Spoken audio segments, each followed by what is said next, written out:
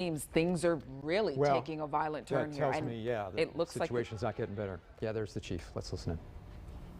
Earlier this evening, our officers worked to protect our residents' rights to peaceful protest.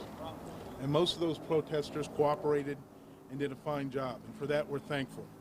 However, there was a small group of people that escalated to violent acts, including throwing projectiles at officers and breaking windows of government buildings.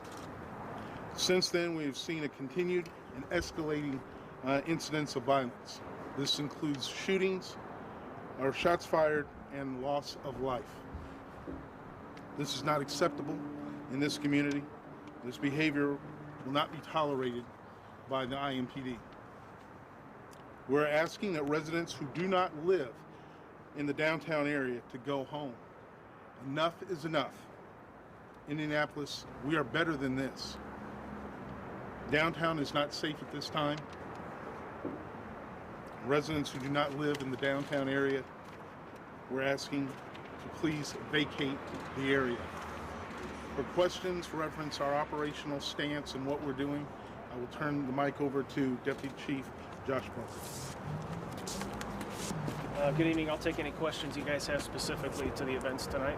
Okay, well, first for the chief, you referred to a fatality. What can you tell us about it? There was a person that was shot earlier this evening. We're still investigating. I don't have much in the way of details of that. Is that Talbot in Vermont? I believe so. Okay. How many people were shot tonight? There was more than one. I believe we're three. How many reports of shots fired so far? How many reports of shots fired? Multiple. We've lost count at this point. Okay, Josh, maybe you got a handle on this. How many arrests tonight and/or how many weapons have you taken off the streets? We don't have, we're still compiling information on the number of official enforcement action we've taken. I can tell you it has been a number, and that's been driven by violent and riotous behavior by some of the individuals that have come to the downtown area this evening. IMPD seemed to take a more aggressive stance than 24 hours ago when things kind of spun, because I was there when the first tear gas was being thrown. Has that worked? I think it's important before we get to that point to make a clear delineation that in the very beginning today, we saw what we consider one of the most successful protests that Indianapolis has experienced. You had between 300 to 600 people who came down to peacefully gather and in an open forum discuss the issues that were on their mind that had them aggravated. Those are issues that the nation is facing, and everybody is sharing in a lot of those issues right now.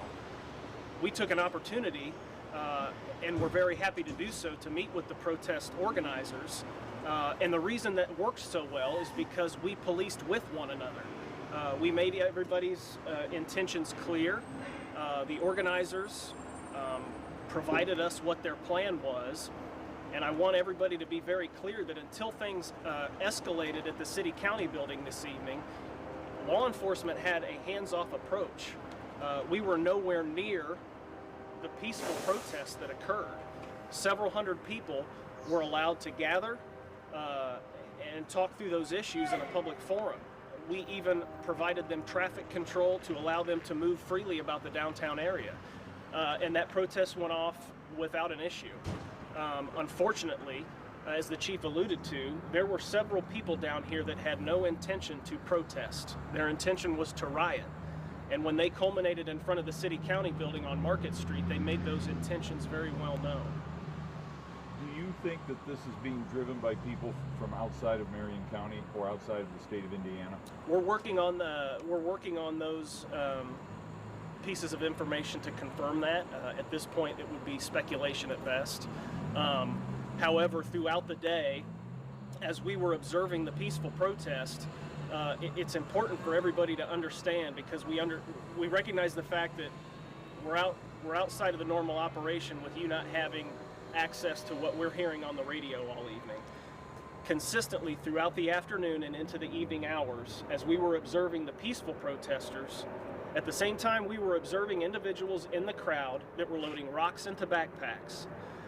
They were preparing bottles of milk to counteract chemical agents used to disperse crowds. Numerous weapons. We had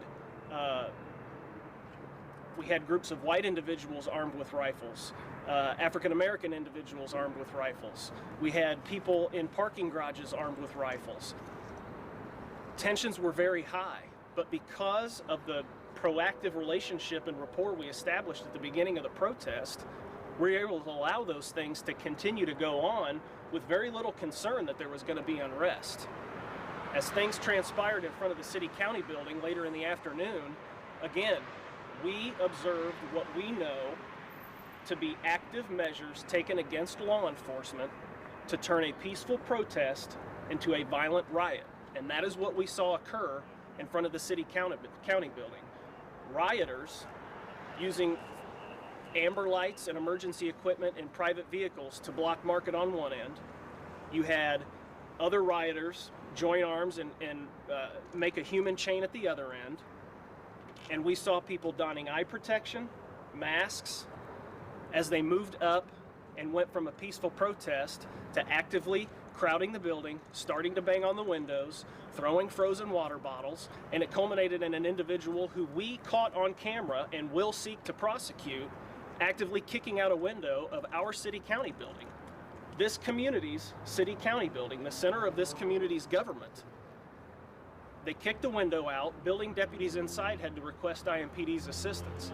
It's important for you to understand that up to that point, there was no proactive law enforcement engagement with the peaceful protesters. It was at the point that we had to ask for help from our other public safety partners that IMPD made first contact with the rioters and that group of protesters in an active effort to get them away from our building so that they wouldn't gain entry. And as we did that, we immediately started taking rocks.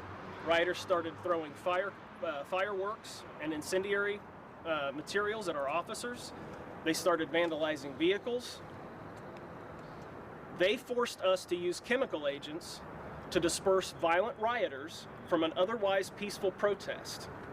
And they continued to increase their level of violence and agitation, as we've all seen throughout the course of the evening. And we're not done yet. It's now culminated in 3 people shot, 1 person dead.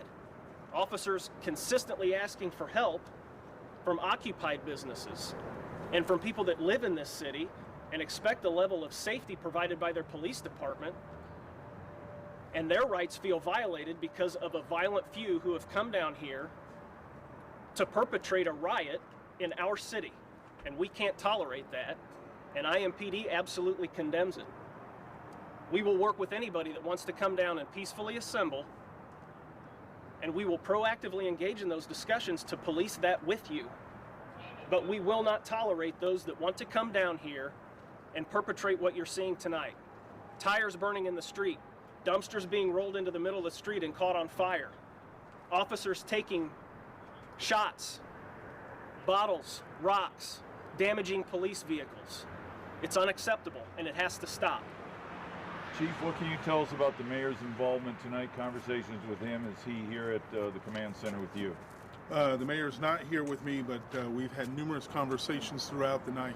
Let me make one thing very clear. I certainly appreciate Deputy Chief Barker and the rest of my staff, Assistant Chief Bailey, and all of them that are here behind me. They've done a fantastic job. But no one's done more fantastic job than the men and women of IMPD that are working the streets, who have come down here and are still working the districts. And let's get something else straight. If you're still down here tonight, then more than likely you're into something you probably shouldn't be, and we want you to go home or be prepared for what comes. We cannot stand for this. Too much destruction is going on right now. This city deserves much better, so we'll be taking care of that. Thank you.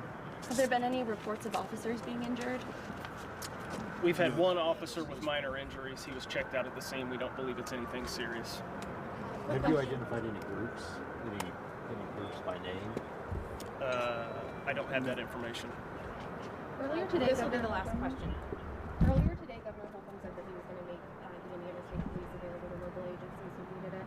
Earlier, we saw a state police vehicle heading down at a high rate of speed. Have you guys requested help, and what does that look like?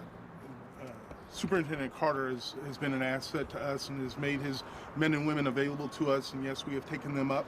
on that offer. They've helped us out. They helped us out a little bit last night. They've helped us out tonight, moving into this morning. So we appreciate their help as well. Has the violence been reported in any other parts of the town tonight? Not that I'm aware of. Thank you. Thank you. Chief Randall Taylor speaking live to the people of Indianapolis about the situation that has